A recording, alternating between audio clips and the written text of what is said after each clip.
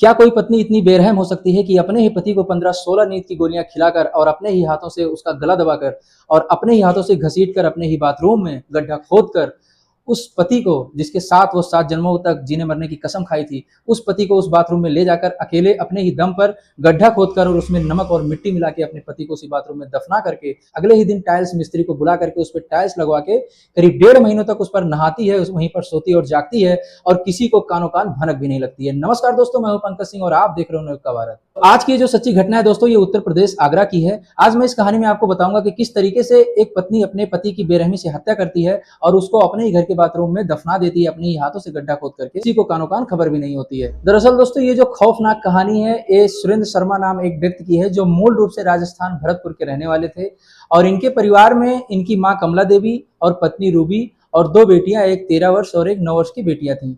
ये अपने परिवार के साथ में आगरा के रेणुका धाम कॉलोनी में रहते थे। सुरेंद्र शर्मा को शराब पीने की लत थी, वो शराब का आदी था और शराब पीता था। इस वजह से पति पत्नी में बहुत ज्यादा झगड़े भी होते थे, जो बाद में रूबी ने पुलिस को बताया कि सुरेंद्र शर्मा अक्सर शराब पीते थे और वो घर में आके लड़ाई झगड़ा मारपीट करते थे और घर में जो है पेंशन आती थी, उस पेंशन को लेकर के भी घर में काफी ज्यादा विवाद होता था। इसी वजह से पत्नी रूबी जो है वो काफी ज्यादा तंग आ चुकी थी और वो रोज रोज के इस झगड़े से वो छुटकारा पाना चाहती थी। रोज रोज के झगड़े से तंग आके रूबी अपने दिमाग में मन ही मन सुरेंद्र शर्मा के मौत की साजिश रचने लगी और उसके दिमाग में तमाम तरीके के खौफनाक इरादे चलने लगे। फाइनली वो दिन आता है 18 मई 2026, जिस दिन रूबी ने तय कर लिया कि आज मुझे अपने पति को रास्ते से हटा ही देना है। रूबी ने प्लान तैयार कर लिया था, बस उसको अंजाम देने की बारी थी। सुरेंद्र शर्मा के मां की नींद की गोलियां घर में रखी हुई थी। रूबी ने दिमाग में तय कर लिया कि इसी दवा का सहारा लेकर के सुरेंद्र शर्मा की हत्या करनी है। अब बारी थी साजिश को अंजाम देने की, लेकिन उसके बीच में रोड़े बन रहे थे परिवार के सदस्य। घर में सुरेंद्र शर्मा की मां भी थी और सुरेंद्र शर्मा की 2 बेटियां भी थी, जो काफी बड़ी थी, एक 13 वर्ष की थी और एक 9 वर्ष की। फिर रूबी किसी बहाने से मां और दोनों बच्चियों को सुरेंद्र शर्मा के बड़े भाई के घर भेज देती है। वही सही मौका मिलता है उसको साजिश को अंजाम देने का।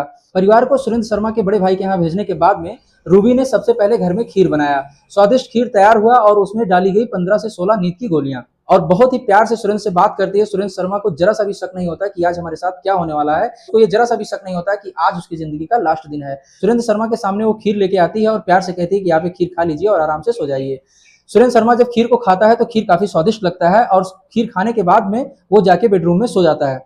सोने के बाद में धीरे धीरे उस दवा का असर होता है और वो पूरी तरीके से बेहोश हो जाता है और रूबी को मौका मिल जाता है रोज रोज के झगड़े से छुटकारा पाने का। सुरेंद्र शर्मा जैसे बेहोश होता है, रूबी को पता चल जाता है, वो उसको काफी ज्यादा हिलाती है डुलाती है, लेकिन वो कुछ भी नहीं हरकत करता है। पूरी तरीके से बेहोश हो चुका था, नींद की गोलियां उसके ऊपर असर कर चुकी थी। रूबी ने पहले अपने पति का गला दबाया, काफी देर के बाद में जब उसकी जान चली गई, उसने उसको छू करके देखा, उसकी शरीर पूरी तरीके से ठंडी हो गई। जब रूबी को यह कंफर्म हो गया कि शरीर में अब जान नहीं है, बेजान हो चुकी है शरीर, तब उसने अपने ही हाथों से फावड़ा लेकर के अपने बाथरूम में फर्श को तोड़ती है और फर्श तोड़ने के बाद में उसमें बाकायदा लंबा चौड़ा गड्ढा खोदती है और इतना लंबा चौड़ा गड्ढा खोदती है जिसमें सुरेंद्र शर्मा की बॉडी, जो उसकी लाश होती है, वो पूरी तरीके से आ जाए, उसमें दफन हो जाए, कि ताकि किसी को शक भी ना हो और किसी को पता भी ना चले। लेकिन दोस्तों, कातिल कितना भी होशियार हो, कहीं ना कहीं सुराग छोड़ ही देता है। रूबी क्या करती है कि पूरी तरीके से फर्श को तोड़ करके उसके बाद में जो है लंबा चौड़ा जब गड्ढा खोदती है, उसमें सुरेंद्र शर्मा को लिटा देती है। उसके बाद में वो ढेर सारे नमक की व्यवस्था करती है और नमक को ला करके पूरी तरीके से मिट्टी में मिला करके सुरेंद्र शर्मा के बॉडी के ऊपर डाल देती है। उसके बाद में ऊपर से उसको पाट देती है। किसी को कानो कान इस चीज की खबर भी नहीं हुई थी। अगले ही दिन उसको ये महसूस होता है कि बॉडी अगर सड़ेगी तो बदबू आने लगेगा और जब बदबू आएगी तो लोगों को पता चल जाएगा, क्योंकि उसकी माँ और 2 बच्चियां उस घर में मौजूद थी। रूबी ने क्या किया, उसने मिस्त्री को फोन किया और मिस्त्री को फोन करके उससे बात बताई कि आपको हमारे घर में, हमारे यहाँ बाथरूम में टाइल लगाना है और जो फर्श है उसको थोड़ा सा ऊंचा करना है। राज मिस्त्री अगले ही दिन उसके घर पे आता है और जब वो उस माहौल को देखता है तो थोड़ा सा सस्पेंस में आता है, लेकिन उसको शक नहीं होता है कि जिस टाइल्स को मैं लगाने जा रहा हूँ उसके नीचे किसी की लाश दबी हुई है। वो बाकायदा टाइल्स को सेट करता है, लगा देता है और पूरी तरीके से पैक कर देता है। रूबी ये सारा कांड करने के बाद अगले दिन अपने जेठ के यहाँ पहुंचती है और अपने जेठ से कहती है, सुरेंद्र शर्मा दारू पी के आया था और काफी ज्यादा हमारे साथ मारपीट किया, लड़ाई झगड़ा किया और मुझसे जबरदस्ती 5,000 रुपए लेकर के वो कहीं बाहर चला गया और तब से उसका फोन नहीं लग रहा है और उससे कोई संपर्क नहीं हुआ है। परिवार वाले सोचते हैं कि कोई बात नहीं, ये तो रोज रोज की बात है, थोड़ी बहुत लड़ाई झगड़ा होता है और वो कहीं गया होगा, वापस आ जाएगा। लेकिन इस तरीके से कई दिन बीत जाते हैं और जब काफी दिन बीत जाते हैं, सुरेंद्र शर्मा से और परिवार से कोई संपर्क नहीं होता है, तो परिवार वाले सस्पेंस में आ जाते हैं कि आखिर ये माजरा क्या है। और सुरेंद्र शर्मा तो इस तरीके से पहले कभी नहीं किए थे, आखिर वो कहाँ चला गया और किस हालात में है, अभी तक उसने संपर्क क्यों नहीं किया। इधर रूबी पूरी तरीके से नाटक कर रही थी, जो भी रिश्तेदार फोन कर रहे थे, जो भी पड़ोसी आके पूछ रहे थे, उनके सामने रोने धोने का नाटक कर रही थी और ऐसा लग रहा था कि जैसे उसे बहुत ज्यादा दुख है और उसको अपने पति की बहुत ज्यादा चिंता है। जब कई दिनों तक सुरेंद्र शर्मा नहीं मिलते हैं तो सुरेंद्र शर्मा के बड़े भाई जो अनिल शर्मा होते हैं, वहीं पास में पुलिस स्टेशन होता है, सिकंदरा थाना होता है, वहां पे जा करके सुरेंद्र शर्मा की गुमशुदगी की रिपोर्ट दर्ज कराते हैं। तो एक एक दिन बढ़ते जा रहे थे और सुरेंद्र शर्मा का कोई भी खबर, कोई भी पता नहीं चल रहा था। इधर रूबी लोगों से नाटक कर रही थी और किसी को भी रूबी पे शक नहीं हो रहा था। रूबी सुरेंद्र शर्मा को ढूंढने के लिए राजस्थान भी गई और भी कई जगह जा करके उसने नाटक किया, उसने ये दिखावा किया कि उसे अपने पति की कितनी चिंता है। एक दिन जब रूबी घर में मौजूद थी दोस्तों, तो उसी समय अनिल शर्मा जो है पेंशन को लेकर के कोई बात करते हैं, जो कि रूबी के पास पैसा होता है, और इसी को लेकर बहस छिड़ जाती है और उसी बहस में रूबी के मुंह से कुछ ऐसे शब्द निकल जाते हैं जिससे परिवार के लोग जो होते हैं वो नोटिस करते हैं और अनिल शर्मा जो होते हैं उस बातों को पकड़ लेते हैं और उनको कहीं ना कहीं रूबी पे शक होने लगता है। इसी बीच में सन 2017 में कोई ट्रक का मामला होता है, जिस ट्रक के मामले में सुरेंद्र शर्मा की तलाश चल रही थी। पुलिस उसी ट्रक के मामले में सुरेंद्र शर्मा की पूछताछ करने के लिए जब घर पे पहुंचती है तो रूबी जैसे ही पुलिस को देखती है उसको ये समझ नहीं आता है कि ये लोग किस वजह से आए हैं और क्यों आए हैं। वो सकबका जाती है और वो कुछ ऐसे हरकत करने लगती है कि पुलिस को उस पर डाउट होने लगता है। लेकिन उससे पहले जो अनिल शर्मा होते हैं, जब पुलिस उनसे बातचीत करती है कि सुरेंद्र शर्मा कहाँ है और कुछ मामला है, सन 2017 का ट्रक का कुछ मामला है, अनिल शर्मा भी डाउट में आ चुके थे। रूबी पे उनको शक होने लगा था क्योंकि सुरेंद्र को गायब हुए अब कई दिन बीत चुके थे और वो मिल नहीं रहा था, तो इस वजह से अनिल शर्मा को भी उस पर शक होने लगा।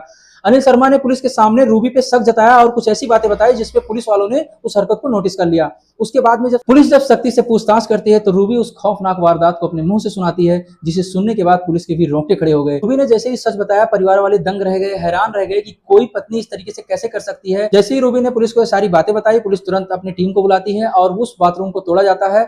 जब बाथरूम को तोड़ा जाता है तो कई महीने भर से ऊपर हो चुके थे, इसलिए सुरेंद्र शर्मा की बॉडी पूरी तरीके से गल चुकी थी, सिर्फ कंकाल ही कंकाल नजर आ रहा था और उस गड्ढे से काफी ज्यादा बदबू आ रही थी। लेकिन पुलिस जो है उस कंकाल को हिरासत में लेती है और उसको फॉरेंसिक जांच के लिए भेज देती है। रूबी को तुरंत तत्काल प्रभाव से वहीं पे गिरफ्तार कर लिया जाता है और 14 दिन की न्यायिक हिरासत में उसको भेज दिया जाता है। लेकिन पुलिस ये मानने को तैयार नहीं है कि एक अकेली महिला कैसे अपने पति को 15-16 गोली दे करके नींद की और उसकी गला दबा के हत्या करती है, और खुद इतनी बड़ी हिम्मत उसके अंदर कैसे आती है कि खुद फावड़ा लेकर के उस फर्श को तोड़ती है और कैसे वो गड्ढा खोदती है, नमक मंगाती है और नमक ला करके उस बाकायदा उस मिट्टी में मिला करके उसकी उंगली के ऊपर वो डालती है और अगले ही दिन टाइल्स वाले को बुला करके उस पर टाइल्स लगवा देती है। पुलिस को शक है कहीं इस मामले में कोई दूसरा व्यक्ति तो नहीं शामिल है। रूबी के मोबाइल को लेकर के पुलिस ये जांच कर रही है कि उसके गूगल हिस्ट्री में क्या क्या चीज सर्च की गई थी और लगातार किससे बातें की जा रही थी, जिससे कि अगर कोई दूसरा भी व्यक्ति शामिल हो तो उसका पता लगाया जा सके। ये सारी कहानी, ये सारी न्यूज जैसे ही देश में वायरल होती है, लोग डर जाते हैं, सहम जाते हैं। इस तरीके से पत्नियों ने अपने पति की बेरहमी से हत्या की, कोई अपने आशिक के साथ मिल करके, तो कोई अकेले ही खुले आजादी के लिए अपने पति की हत्या कर दी। तो इससे लोगों में काफी ज्यादा दहशत है। वीडियो देख के आपको कैसा लगा, आपकी क्या राय है, कमेंट में जरूर बताइएगा। और ऐसे ही क्राइम वीडियो देखने के लिए हमारे चैनल को फॉलो कर लीजिए। यूट्यूब पे अगर आप देख रहे हैं तो चैनल को सब्सक्राइब कर लीजिए। मिलते हैं नेक्स्ट वीडियो में किसी और सच्ची घटना, किसी और सच्ची कहानी के साथ में। तब तक के लिए आप जहां भी रहें सेफ रहें, सुरक्षित रहें। जय हिंद, जय भारत।